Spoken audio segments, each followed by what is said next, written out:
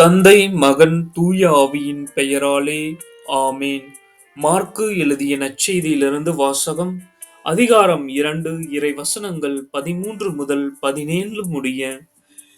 இயேசு மீண்டும் கடலோரம் சென்றார். மக்கள் கூட்டத்தினர் எல்லோரும் அவரிடம் வரவே அவர் அவர்களுக்கு கற்பித்தார். பின்பு அங்கிருந்து அவர் சென்றபொழுது அல்பேதுவின் மகன் லேவி சுங்கச்சாவடியில் அமர்ந்திருப்பதைக் கண்டார். அவரிடம், என்னை பின்பற்றி வா என்றார். அவரும் எழுந்து இயேசுவை பின்பற்றிச் சென்றார்.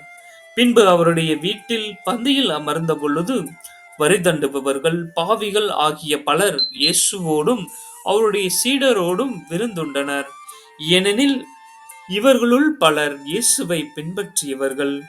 அவர் பாவியோடும் வரி தண்டுபவர்களோடும் உண்பதை பரிசேயரை சார்ந்த மறைநூல் அறிஞர் கண்டு அவருடைய சீடரிடம், இவர் வரி தண்டுபவரோடும் பாவிகளோடும் சேர்ந்து உண்பதேன் என்று கேட்டார்.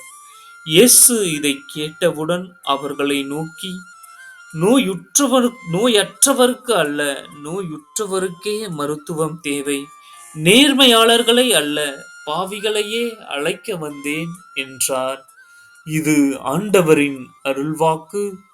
இறைவா, உமக்கு நன்றி. அன்பின் பரலோக பிதாவே, உமது அருளும் அன்பும் எங்கள் மீது நிலைத்திருப்பதாக. நாங்கள் செய்யும் ஒவ்வொரு செயலிலும் உமது உடனிருப்பை உணர்வோமாக. நாங்கள் உம்மை நேசித்து உம்முடைய வழியில் நடக்க ஆசீர்வதியும். எங்களை உமது திரு இரத்தத்தால் கழுவி அருளும். பரிசுத்த ஆவியால் நிரப்பி அருளும். ஆமேன்.